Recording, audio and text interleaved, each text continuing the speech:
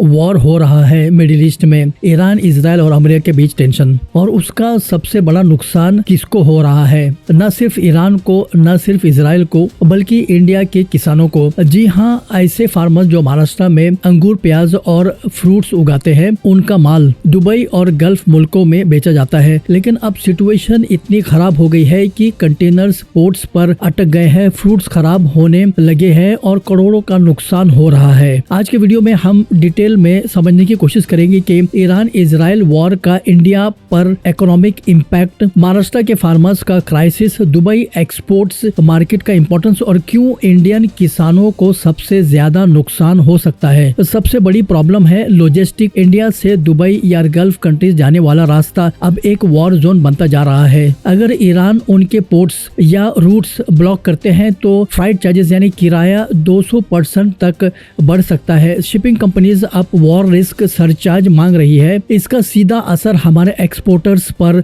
पड़ता है। Middle east दुनिया के सबसे इम्पोर्टेंट ट्रेड रीजन्स में से एक है। यहाँ से ऑयल सप्लाई होता है, ग्लोबल शिपिंग रूट्स पास होते हैं और गल्फ कंट्रीज दुनिया भर से फूड इंपोर्ट्स करते हैं। एक इम्पोर्टेंट चोक पॉइंट है स्ट्रेट ऑफ हॉर्मुज। यहाँ से दुनिया का ह्यूज अमाउंट्स ऑफ ऑयल और कार्गो पास होता है। अगर यहाँ कॉन्फ्लिक्ट हो जाए तो शिपिंग रूट्स डिस्टर्ब हो जाते हैं। रिसेंट टेंशंस के बाद शिप्स कैंसिल हो गए, इंश्योरेंस कंपनी रिफ्यूज करने लगे और फ्राइट चार्जेस महंगे हो गए। इसका डायरेक्ट इम्पैक्ट पड़ता है इंडिया, यूरोप, एशिया सब पर। लेकिन एक कंट्री जिसका एग्रीकल्चर सेक्टर लाइकली हिट हुआ है वो है इंडिया। महाराष्ट्र इंडिया का एक्सपोर्ट हब है। नासिक का प्याज और अंगूर पूरे मिडिल ईस्ट की जान है। दुबई हमारे सबसे बड़ा मार्केट है। पेरिशेबल गुड्स यानी जल्दी खराब होने वाला सामान इंतजार नहीं कर सकते। अगर शिप्स लेट हुई या रूट बदली गई तो ये माल रास्ते में ही खराब हो जाएंगे।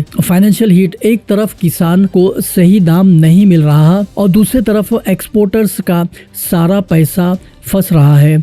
ईरान और इजराइल की लड़ाई में नुकसान महाराष्ट्र के किसानों को हो रहा है।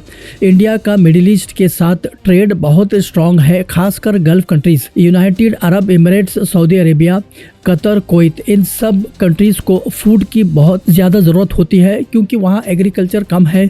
इसलिए इंडियन फूड्स, वेजिटेबल्स और मीट एक्सपोर्ट्स करता है। सबसे इम्पोर्टेंट हब है जबल अली पोर्ट इन दुबई। ये पोर्ट गल्फ रीजन का डिस्ट्रीब्यूशन सेंटर है। यहाँ से food items UAE, Saudi Arabia, Oman और कुवैत सब जगह डिस्ट्रीब्यूट होते हैं। लेकिन वॉर के बाद यहाँ ऑपरेशंस स्लो हो गया और रिजल्ट्स हजारों कंटेनर्स अटक गए। इंडिया का एक स्टेट है महाराष्ट्र। ये स्टेट फेमस है ऑनियन प्रोडक्शंस, ग्रेप एक्सपोर्ट्स और पोमेग्रेनेट और दूसरे फ्रूट्स। खासकर नासिक रीजन्स को इंडिया का ग्रेप कैपिटल कहा जाता है। हर साल यहाँ हजारों टन अंगूर एक्सपोर्ट्स होते हैं गल्फ कंट्रीज में। लेकिन वॉर के बाद शिप्स कैंसिल हो गए, कार्गो स्टक हो गया और एक्सपोर्ट्स रुक गए। रिपोर्ट्स के अकॉर्डिंग के मुताबिक 300 कंटेनर्स अंगूर के अटक गए, हजारों टन फ्रूट्स पोर्ट पर स्टक हो गए। और प्रॉब्लम यह है कि फ्रूट्स पेरिशेबल गुड्स है यानी खराब होने वाले आइटम्स, मतलब अगर वक्त पर डिलीवर ना हुआ तो खराब हो सकते हैं। सिर्फ फ्रूट्स ही नहीं, प्याज भी ह्यूज प्रॉब्लम्स बन गए हैं। इंडिया दुनिया का सबसे बड़ा ऑनियन एक्सपोर्टर्स है और महाराष्ट्र ऑनियंस का मेन प्रोड्यूसर्स है। वॉर के बाद 150 कंटेनर्स प्याज के पोर्ट पर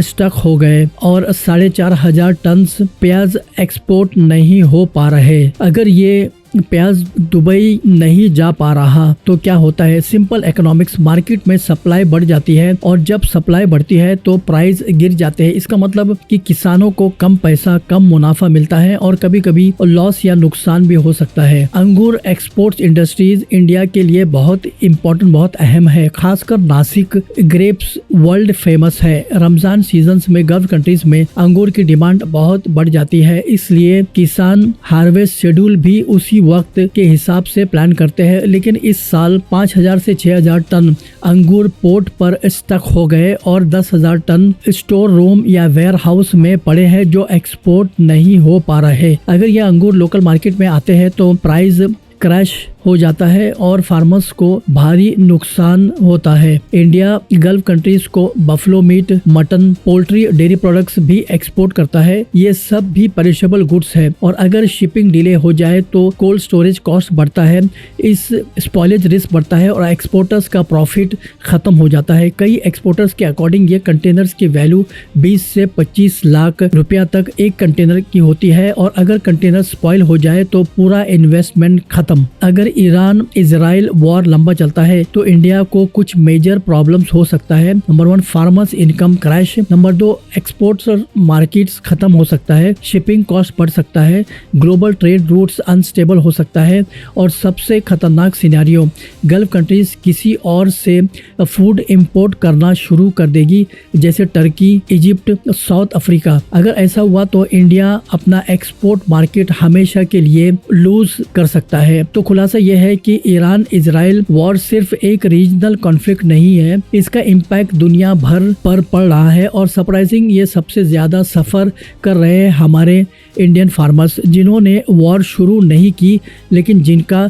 लाइवलीहुड उस वॉर से डायरेक्टली अफेक्ट होता है। जंग सिर्फ बॉम्ब्स और मिसाइल से नहीं लड़ी जाती, ये इकोनॉमिक वॉर है। हमारे एक्सपोर्टर्स को अल्टरनेटिव रूट्स और गवर्नमेंट को सपोर्ट की सख्त जरूरत है। अगर ये टेंशन जल्दी खत्म नहीं हुई तो नासिक से मुंबई तक हर घर में इसका असर दिखेगा।